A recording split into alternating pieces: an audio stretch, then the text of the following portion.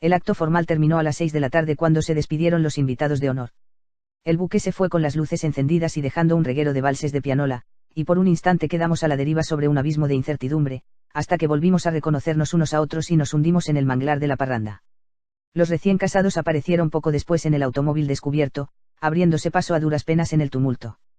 Bayardo San Román reventó cohetes, tomó aguardiente de las botellas que le tendía la muchedumbre, y se bajó del coche con Ángela Vicario para meterse en la rueda de la cumbiamba. Por último ordenó que siguiéramos bailando por cuenta suya hasta donde nos alcanzara la vida, y se llevó a la esposa aterrorizada para la casa de sus sueños donde el viudo de Sius había sido feliz. La parranda pública se dispersó en fragmentos hacia la medianoche, y solo quedó abierto el negocio de Clotilde Armenta a un costado de la plaza. Santiago Nasar y yo, con mi hermano Luis Enrique y Cristo Bedoya, nos fuimos para la casa de misericordias de María Alejandrina Cervantes.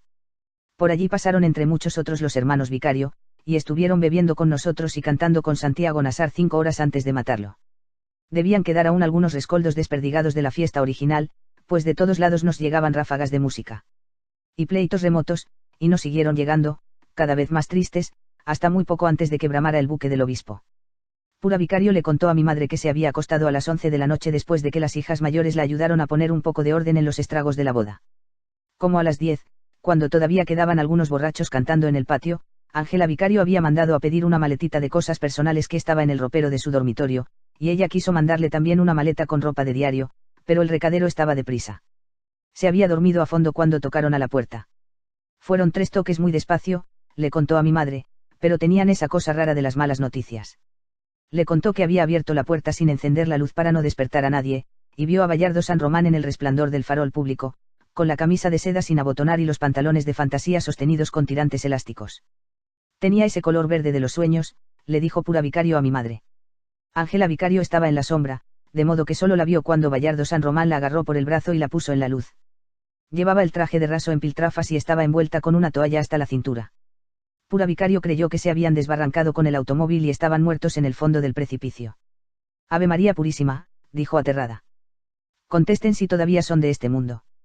Bayardo San Román no entró, sino que empujó con suavidad a su esposa hacia el interior de la casa, sin decir una palabra.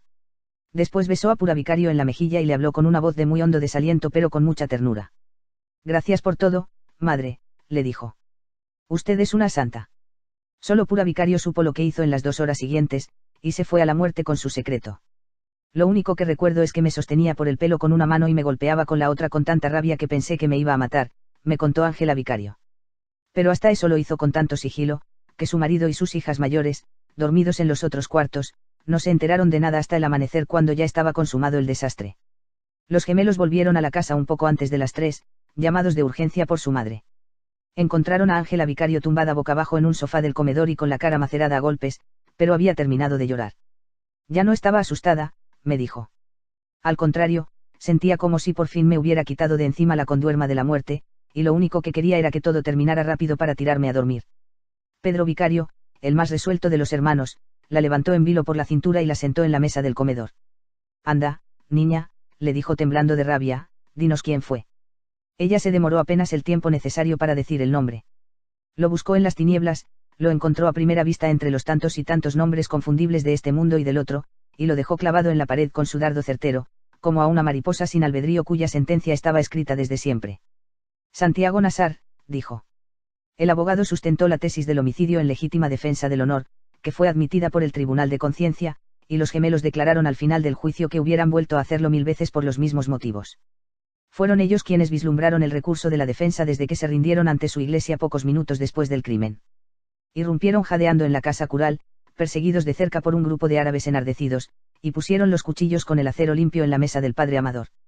Ambos estaban exhaustos por el trabajo bárbaro de la muerte, y tenían la ropa y los brazos empapados y la cara embadurnada de sudor y de sangre todavía viva, pero el párroco recordaba la rendición como un acto de una gran dignidad. Lo matamos a conciencia, dijo Pedro Vicario, pero somos inocentes.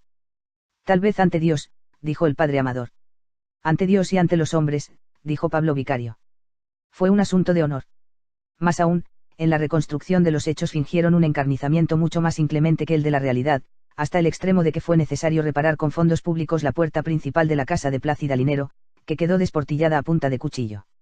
En el panóptico de Riohacha, donde estuvieron 3 años en espera del juicio porque no tenían con qué pagar la fianza para la libertad condicional, Los reclusos más antiguos los recordaban por su buen carácter y su espíritu social, pero nunca advirtieron en ellos ningún indicio de arrepentimiento.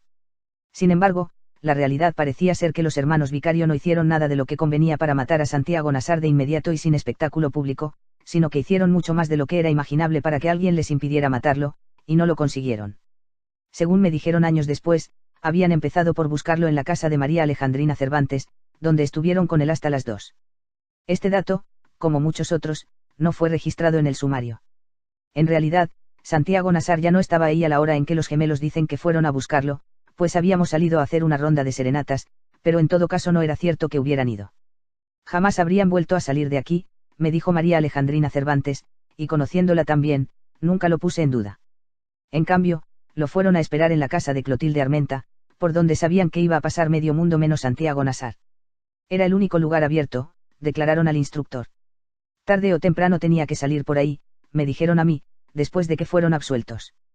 Sin embargo, cualquiera sabía que la puerta principal de la casa de Plácida Linero permanecía trancada por dentro, inclusive durante el día, y que Santiago Nassar llevaba siempre consigo las llaves de la entrada posterior.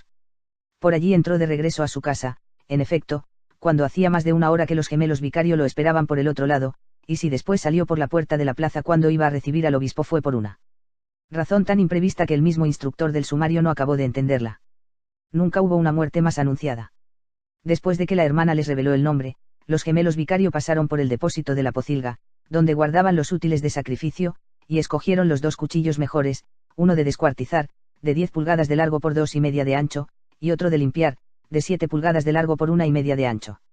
Los envolvieron en un trapo, y se fueron a afilarlos en el mercado de carnes, donde apenas empezaban a abrir algunos expendios. Los primeros clientes eran escasos, pero 22 personas declararon haber oído cuanto dijeron, y todas coincidían en la impresión de que lo habían dicho con el único propósito de que los oyeran. Faustino Santos, un carnicero amigo, los vio entrar a las 3:20 cuando acababa de abrir su mesa de vísceras, y no entendió por qué llegaban el lunes y tan temprano, y todavía con los vestidos de paño oscuro de la boda. Estaba acostumbrado a verlos los viernes, pero un poco más tarde, y con los delantales de cuero que se ponían para la matanza. Pensé que estaban tan borrachos, me dijo Faustino Santos, que no solo se habían equivocado de hora sino también de fecha. Les recordó que era lunes. ¿Quién no lo sabe, pendejo?, le contestó de buen modo Pablo Vicario. Solo venimos a afilar los cuchillos. Los afilaron en la piedra giratoria, y como lo hacían siempre, Pedro sosteniendo los 2 cuchillos y alternándolos en la piedra, y Pablo dándole vuelta a la manivela. Al mismo tiempo hablaban del esplendor de la boda con los otros carniceros. Algunos se quejaron de no haber recibido su ración de pastel, a pesar de ser compañeros de oficio, y ellos les prometieron que las harían mandar más tarde. Al final, hicieron cantar los cuchillos en la piedra, y Pablo puso el suyo junto a la lámpara para que destellara el acero. Vamos a matar a Santiago Nassar, dijo. Tenían tan bien fundada su reputación de gente buena, que nadie les hizo caso. Pensamos que eran vainas de borrachos, declararon varios carniceros, lo mismo que Victoria Guzmán y tantos otros que los vieron después. Yo había de preguntarles alguna vez a los carniceros si el oficio de matarife no revelaba un alma predispuesta para matar un ser humano. Protestaron, cuando uno sacrifica una res no se atreve a mirarle los ojos. Uno de ellos me dijo que no podía comer la carne del animal que degollaba. Otro me dijo que no sería capaz de sacrificar una vaca que hubiera conocido antes, y menos si había tomado su leche. Les recordé que los hermanos Vicarios sacrificaban los mismos cerdos que criaban, y les eran tan familiares que los distinguían por sus nombres. Es cierto, me replicó uno, pero fíjese que no les ponían nombres de gente sino de flores. Faustino Santos fue el único que percibió una lumbre de verdad en la amenaza de Pablo Vicario, y le preguntó en broma por qué tenían que matar a Santiago Nassar habiendo tantos ricos que merecían morir primero. Santiago Nassar sabe por qué, le contestó Pedro Vicario. Faustino Santos me contó que se había quedado con la duda, y se la comunicó a un agente de la policía que pasó poco más tarde a comprar una libra de hígado para el desayuno del alcalde. El agente, de acuerdo con el sumario, se llamaba Leandro Pornoy, y murió el año siguiente por una cornada de toro en la yugular durante las fiestas patronales. De modo que nunca pude hablar con él, pero Clotilde Armenta me confirmó que fue la primera persona que estuvo en su tienda cuando ya los gemelos Vicarios se habían sentado a esperar. Clotilde Armenta acababa de reemplazar a su marido en el mostrador. Era el sistema habitual. La tienda vendía leche al amanecer y víveres durante el día, y se transformaba en cantina desde las 6 de la tarde.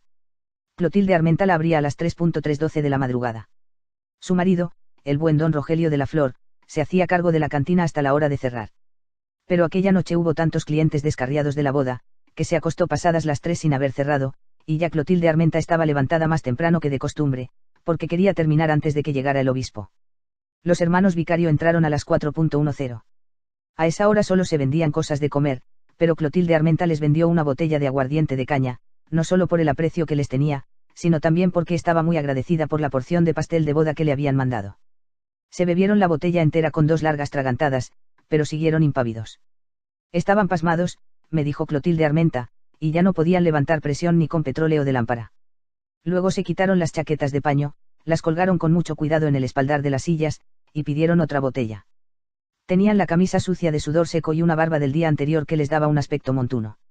La segunda botella se la tomaron más despacio, sentados, mirando con insistencia hacia la casa de Plácida Linero, en la acera de enfrente, cuyas ventanas estaban apagadas. La más grande del balcón era la del dormitorio de Santiago Nassar. Pedro Vicario le preguntó a Clotilde Armenta si había visto luz en esa ventana, y ella le contestó que no, pero le pareció un interés extraño. ¿Le pasó algo?, preguntó. Nada, le contestó Pedro Vicario. No más que lo andamos buscando para matarlo. Fue una respuesta tan espontánea que ella no pudo creer que fuera cierta. Pero se fijó en que los gemelos llevaban 2 cuchillos de matarife envueltos en trapos de cocina. ¿Y se puede saber por qué quieren matarlo tan temprano?, preguntó. Él sabe por qué, contestó Pedro Vicario. Clotilde Armenta los examinó en serio. Los conocía tan bien que podía distinguirlos, sobre todo después de que Pedro Vicario regresó del cuartel. Parecían 2 niños, me dijo. Y esa reflexión la asustó, pues siempre había pensado que solo los niños son capaces de todo. Así que acabó de preparar los trastos de la leche, y se fue a despertar a su marido para contarle lo que estaba pasando en la tienda. Don Rogelio de la Flor la escuchó medio dormido. No seas pendeja, le dijo, esos no matan a nadie, y menos a un rico. Cuando Clotilde Armenta volvió a la tienda, los gemelos estaban conversando con el agente Leandro Pornoy, que iba por la leche del alcalde. No oyó lo que hablaron, pero supuso que algo le habían dicho de sus propósitos, por la forma en que observó los cuchillos al salir. El coronel Lázaro Aponte se había levantado un poco antes de las 4. Acababa de afeitarse cuando el agente Leandro Pornoy le reveló las intenciones de los hermanos Vicario. Había resuelto tantos pleitos de amigos la noche anterior, que no se dio ninguna prisa por uno más. Se vistió con calma, se hizo varias veces hasta que le quedó perfecto el corbatín de mariposa, y se colgó en el cuello el escapulario de la Congregación de María para recibir al obispo. Mientras desayunaba con un guiso de hígado cubierto de anillos de cebolla, su esposa le contó muy excitada que Bayardo San Román había devuelto a Ángela Vicario, pero él no lo tomó con igual dramatismo. Dios mío, se burló, ¿qué va a pensar el obispo? Sin embargo, antes de terminar el desayuno recordó lo que acababa de decirle el ordenanza, juntó las 2 noticias y descubrió de inmediato que casaban exactas como 2 piezas de un acertijo. Entonces fue a la plaza por la calle del Puerto Nuevo, cuyas casas empezaban a revivir por la llegada del obispo. Recuerdo con seguridad que eran casi las 5 y empezaba a llover, me dijo el coronel Lázaro Aponte. En el trayecto, 3 personas lo detuvieron para contarle en secreto que los hermanos Vicario estaban esperando a Santiago Nassar para matarlo, pero solo uno supo decirle dónde.